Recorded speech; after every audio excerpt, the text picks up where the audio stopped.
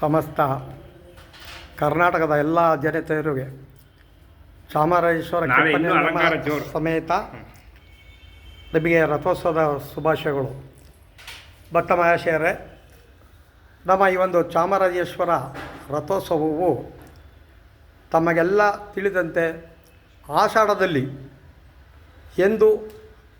ಎಲ್ಲೂ ಕೂಡ ನಡೆಯದಂಥ ಉತ್ಸವ ನಡೆಯೋದು ನಮ್ಮ ಚಾಮರಾಜನಗರದಲ್ಲಿ.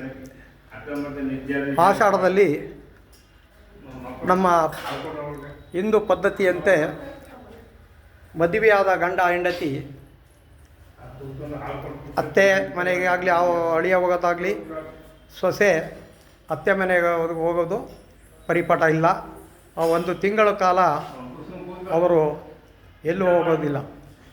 ಅಂಥ ಸಂದರ್ಭದಲ್ಲಿ ಈ ಮಹಾತ್ಮ ಚಾಮರಾಜೇಶ್ವರನ ದರ್ಶನಕ್ಕೆ ಯುವ ಜೋಡಿಗಳು ಬಂದು ಹಣ್ಣು ಜವನವನ್ನು ಎಸೆಯುವ ಮೂಲಕ ಅವರ ಇಷ್ಟಾರ್ಥ ಸಿದ್ಧಿಗಾಗಿ ಬೇಡಿಕೊಡುವಂಥ ಒಂದು ವಿಶೇಷವಾದ ದೇವಸ್ಥಾನ ಅಂದರೆ ಚಾಮರಾಜೇಶ್ವರ.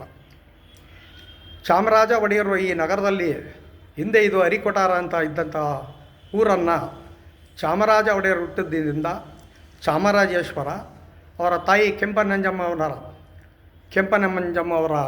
ಅವರ ತಾಯಿ ಹೆಸರಲ್ಲಿ ದೇವರು, ಮತ್ತು ಅವರ ಮನೆಯ ವಂಶದ ಕುಲದೇವರಾದ ಚಾಮುಂಡೇಶ್ವರಿ ಇವೆಲ್ಲನ್ನು ಪ್ರತಿಷ್ಠಾಪಿಸಿ ಇಲ್ಲಿ ನಿಮಗೆ ನಾಳೆ ರಥೋತ್ಸವ 10ನೇ ತಾರೀಕು ನಾಳೆ ನಡೆಯಲಿದೆ. ತಾವೆಲ್ಲರೂ ಇದರಲ್ಲಿ ಭಾಗವಹಿಸಿ ಭಗವಂತನ ಕೃಪೆಗೆ ಪಾತ್ರರಾಗಿ, ಇದೊಂದು ವಿಶೇಷವಾದ ಒಂದು ದೇವಸ್ಥಾನ. ಇಲ್ಲಿ ಮುಮ್ಮಡಿ ನಾಲ್ವಡಿ ಕೃಷ್ಣರಾಜ ಒಡೆಯರು ಒಂದು ಶಾಸನವನ್ನು ಇಲ್ಲಿ ಇದ್ದಾರೆ.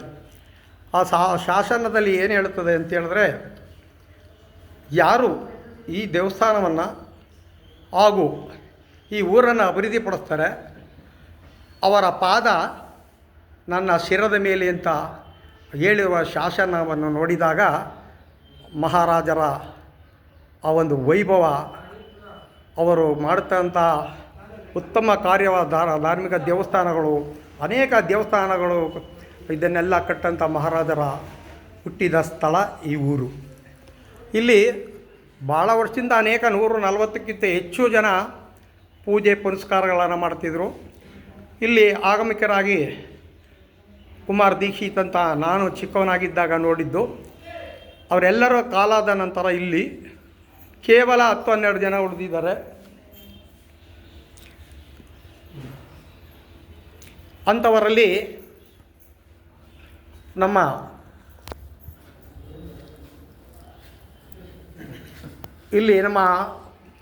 ಅಣ್ಣಯ್ಯನವರು ಇಲ್ಲಿ ಈ ಒಂದು ಪೂಜೆ ಪುನಸ್ಕಾರವನ್ನು ನಡೆಸ್ಕೊಂಬರ್ತಾ ಇದ್ದಾರೆ.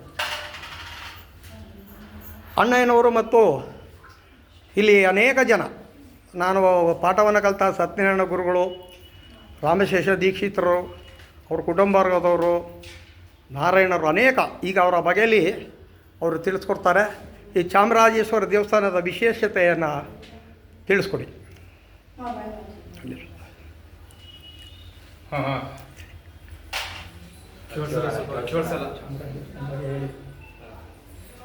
ಏನು ಹೇಳಬೇಕು?